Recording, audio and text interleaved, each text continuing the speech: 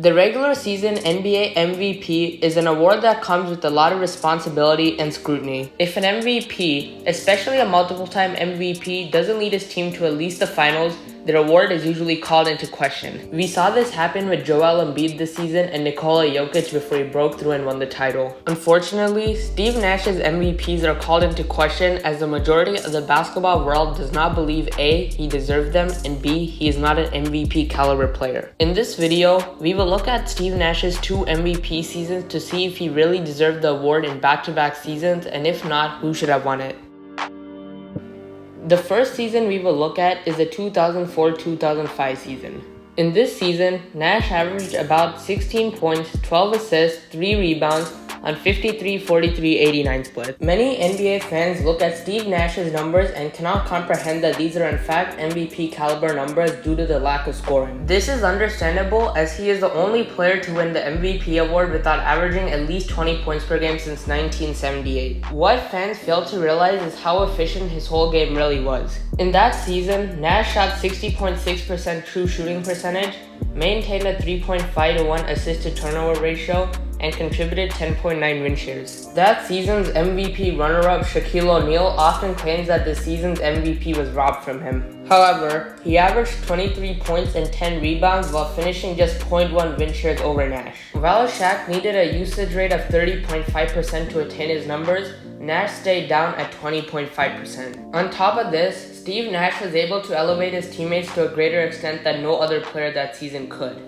Amari Stoudemire finished with 10 more win shares than the year prior, while Marion finished with 3 more, as both players finished top 5 in the league. To put this type of impact into perspective, imagine if Chris Paul this season was able to elevate Kuminga to one of the best power forwards in the league and make Wiggins an all-star. While this is not a perfect comparison, it definitely helps paint a picture of how impactful Nash was. The biggest part of the MVP race is usually the narrative, and this season, no MVP candidate had a better story than Steve Nash. The year prior to Nash's arrival in Phoenix, the Suns only won 29 games and finished in the 14th seed in the West. The very next season with Stevie Wonder's arrival, the Suns won a league-best 62 games, beating out Shaq's Miami Heat. From a production, efficiency, and narrative standpoint, it makes perfect sense why Nash beat out Shaq for the 2004-2005 MVP.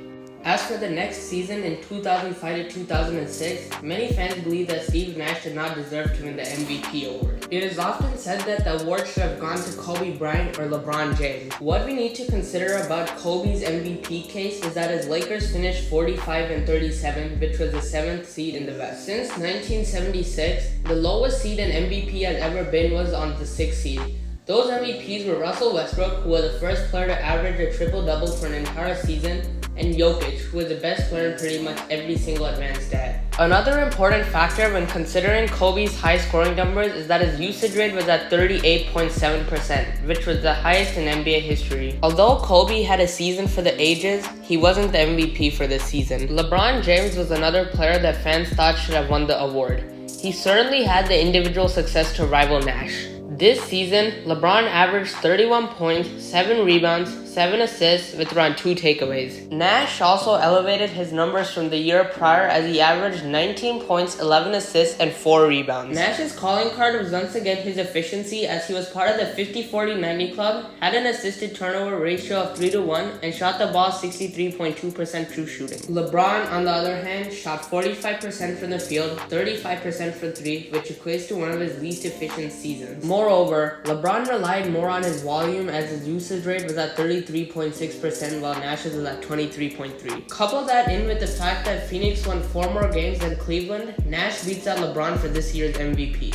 However, in my mind, the candidate that can legitimately compete with Nash for the MVP award is Dirk Nowitzki. This season, Dirk averaged 27 points, 9 rebounds, and 3 assists on 48, 41, and 90 splits. While Dirk's 30% usage rate was higher than Nash, his win shares exceeded Kobe, LeBron, and Steve at 17.7. Dirk's Mavericks also won 60 games that season compared to Phoenix's 54. That was the second best record in the West, but due to how divisions worked at the time, they finished as the 5th seed compared to Phoenix's second. Moreover, the narrative was in Nash's favor as Joe Johnson and Quinn Richardson left while Amari Stoudemire was out for all but 3 games in the season. This caused the Suns' expected win total to be around 500, but once again, Nash elevated their ceiling. In my opinion, Dirk's MVP case is too strong for the narrative to take the award away from him. He was almost as efficient as Nash on higher volume, was a better defender as his defensive win shares were double Nash's, and most importantly, his team won 6 more games. So that begs the question, was Steve Nash deserving of his MVPs? Yes. When you look at the other candidates' cases, he most certainly was. Was he the best candidate among all players for both years? I don't think so. I believe that in the 2004-2005 season, he beat out Shaq to be the most deserving player for the award largely due to usage and the narrative. In the 2005-2006 season, it was close between him and Dirk, but I would give the award to Nowitzki due to the better defensive production and team success. What Nash did to raise the ceiling on the Suns team with the pieces that they had is remarkable to me, and I don't believe his MVPs deserve to be scrutinized. That's just my analysis of the situation. What's yours? Subscribe if you haven't already as I post all things basketball, and I'll see you in the next video.